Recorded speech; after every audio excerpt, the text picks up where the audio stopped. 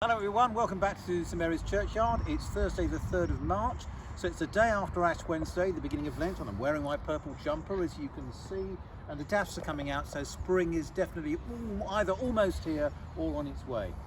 But as I speak, of course, on this glorious day, bombs and shells are raining down on Ukraine, and Putin's armies, and in effect Putin himself, are almost certainly guilty of war crimes.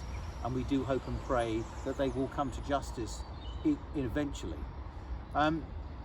What can one say? I can only ask you to pray for Ukraine.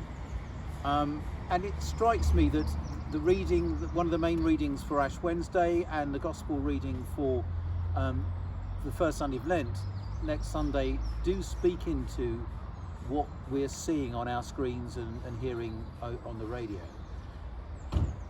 One of the things that Jesus rails against in many of his speeches, particularly in the passage from Matthew 6, which is set for Ash Wednesday, is hypocrisy, religious hypocrisy in particular. Do not be like the hypocrites and pray on the street corners, he says, so everyone can see you and admire you.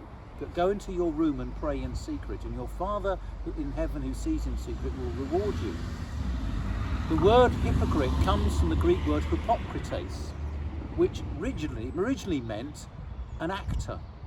And isn't it, oh irony of ironies, an ex-actor who everyone thought was a bit of a lightweight President Zelensky of Ukraine, who's turning out to be playing the role of a true leader of his people and has risen to the moment in ways nobody expected. And it's another actor who had a false face, Putin. And let's name a few people who've cozied up to Putin or said positive things about him. Ex-President Trump, Nigel Farage, Marine Le Pen, and there are a few others. Leaving aside, of course, the amount of money that Russian oligarchs were given to the Tory party, and to some extent the Labour Party too, so there are a few questions to be asked there.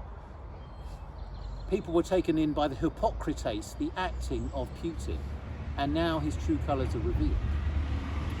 The devil says to Jesus in the temptations from the Gospel reading for Lent 1, shows him all the kingdoms of the world and says, I will give all these kingdoms to you if you bow down and worship me. Well, Putin wants a kingdom. Ukraine is probably only the first. And let us pray for the people of Ukraine, for their resilience, for their safety, for their resistance, for their spirit. And let us bear them in mind this Lent. Amen.